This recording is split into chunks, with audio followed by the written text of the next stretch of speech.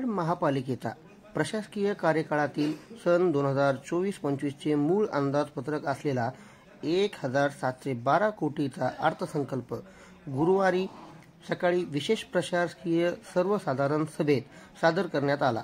कोणतीही कर वाढ नसलेला 1.21 कोटी रुपयाच्या शिल्लकीचा अर्थसंकल्प आयुक्त तथा प्रशासक डॉक्टर महेश कुमार डोईफोडे यांनी मंजूर केला।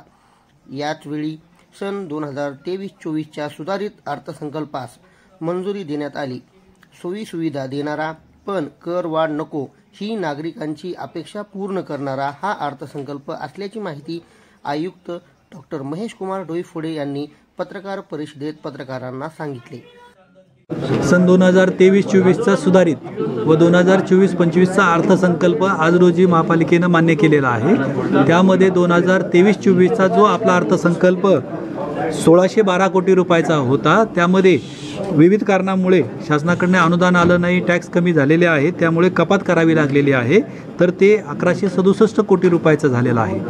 आणि सन 2024-25चे जे अंदाजपत्रक आपण सादर केलेले आहे त्यामध्ये यावर्षी शासकीय जो अनुदान कमी झालेलं आहे ते पुढच्या वर्षामध्ये कव्हर होईल। या अनुषंगाने एकूण आपल्याला 1712 कोटी 29 लक्ष एवढ्या रकमेचा आपण आज रोजी अर्थसंकल्प सादर केलेला आहे। त्यामध्ये आपण महापालिकेचे मालमत्ता कर, पाणीपट्टी यामध्ये कोणत्याही प्रकारची वाढ न करता आपण हे उत्पन्न अन्य बाबीतून आणि बचतीतून साध्य करायचं ठरविलेलं आहे। त्यामध्ये विशेष करून आपण आपली जी थकबाकी आहे त्यावरती दोन्ही करांची जी थकबाकी आहे त्यावर कॉन्सन्ट्रेशन करून आपण ते उत्पन्न वाढवणार आहेत।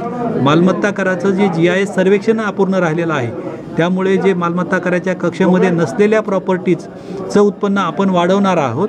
त्याचसोबत आपण यामध्ये नवीन शॉपिंग सेंटर बांधून याचं उत्पन्न वाढवणार आहेत। महापालिकेचे दुकान गाडे जे आहेत तर त्यांचं प्रलंबित जे गाळे भाडे आहे ते जवळपास 30 कोटीचं आहे, ते वसूल करण्यासाठी आपण प्रयत्न करणार आहोत। या उत्पन्न वाढीसोबतच बचतीच्या धोरणातून आपण 2 प्रोजेक्ट महत्त्वाकांक्षी प्रकल्प हे हाती घेणार आहोत।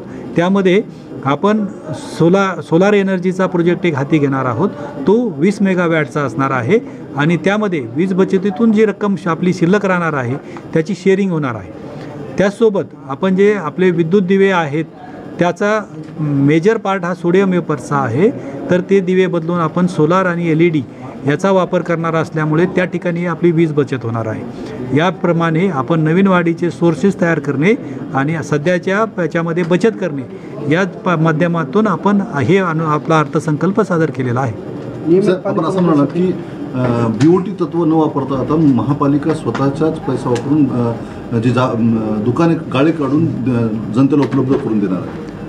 आपला हा प्रयोग यावर्षी 2023-24 मध्येच आपण काबरानगर या ठिकाणचे असलेले अर्धवट स्थितीतले गाळे पूर्ण करून त्याचा लिलाव पद्धतीने केल्यामुळे नागरिकांनी आणि व्यापाऱ्यांनी उत्स्फूर्त प्रतिसाद दिला आणि त्यामध्ये 4,27,00,000 उत्पन्न प्राप्त झाले। या अनुभवातून आपण आपले जे 2 अर्धवट प्रोजेक्ट आहेत त्यामध्ये एक आपला उर्दू घर या ठिकाणचा आहे आणि एक तरोड्याचा आहे।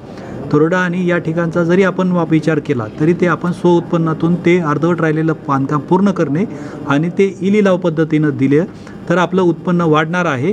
त्यासाठी यावर्षी आपण स्व उत्पन्न वाढविण्याच्या दृष्टिकोनातून आणि जागा आपल्याकडेच राहण्याच्या दृष्टिकोनातून प्रयत्न करणार आहोत। सर, बहुचर्चित गोडाऊन आहे साठे चौकामध्ये, त्या गोडावरती जे BOT तत्वाने देण्याचा प्रयत्न चालू आहे ते पण तुम्ही थांबवणार आणि स्वतःच करणार? नाही, यामध्ये गोडाऊनची जी जागा आहे ती यापूर्वीच आपण महासभेनं निर्णय घेऊन धोरणात्मक निर्णय घेऊन BOT तत्वावर करायचं ठरवलेलं आहे।